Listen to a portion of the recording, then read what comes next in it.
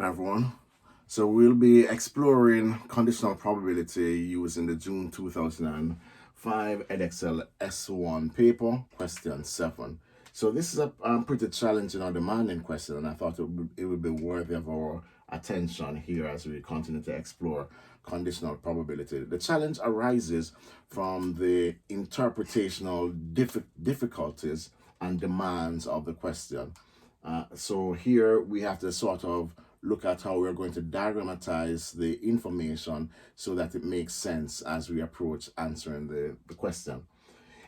The question tells us that in a school there are 148 students in years 12 and 13 studying science, humanities, or art subjects. So we have 3 subjects that are being studied at lower 6 and upper 6. Of these students, 89 wore glasses and the others do not. There are 30 science students, of whom 18 wear glasses.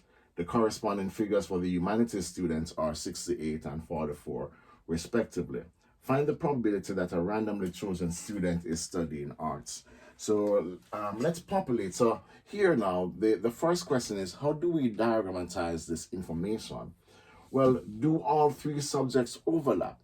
In terms of how the information is present, there is no interaction between science, humanities, or arts, but there's interaction with each of those subjects and wearing or not wearing glasses.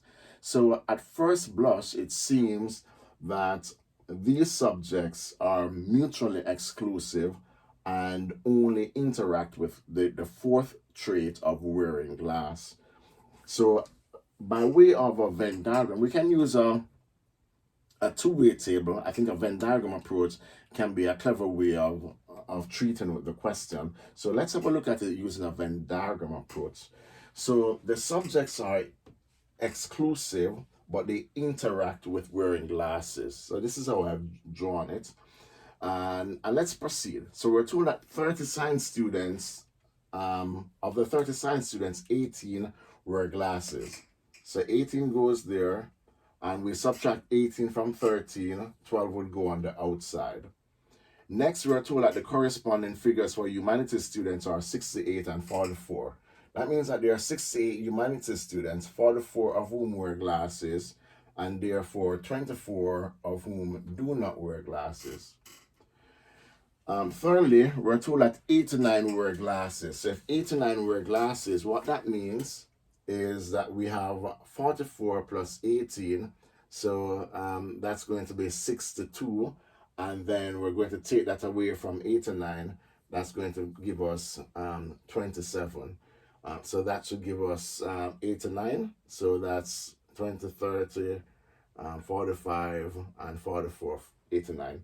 So in the total, we're given 148 students. So we need to add up all of this and make sure that this part gives us the balance of 148 students. So we know that those that wear glasses is 89. When we add that to 12, that would be 101. And then we add that to 24, that's 125. And we need to count up to 148. So that's going to be 23. All right, so so now we can begin to answer the question. What is the probability of choosing a student that studies arts? So if you study arts, then you're going to have 50 students here, and that would be 50 out of the total of 148. Now, there's no demand for us to simplify this information, so I will just leave it as 150 out of 148. You're not going to get any extra brownie points, any extra credit for doing additional work. That is just charity. So I would say leave it as is. If you feel the need to simplify, then fine, that's on you. You can decimalize it or convert to a percentage or just reduce it further. All right, second part, does not wear glasses given that the student is studying arts. The key phrase here is the given that part. That immediately signals that we're dealing with conditional probability, and we should invoke the conditional probability formula, which is the probability of the overlap over the probability of the condition or restriction. So the overlap is not wearing glasses and studying arts, which is going to be 23. So not wearing glasses is outside of the G circle, so that's 23. And then studying arts is the sum of these two components, which is 50. And we can express that answer as a decimal or as a percentage, if you will, or we can just leave it as is, and I would just choose to leave it as is, 23 out of 50. Again, a demanding question. There are two more parts to it, so let's have a look at the additional parts and then we'll conclude.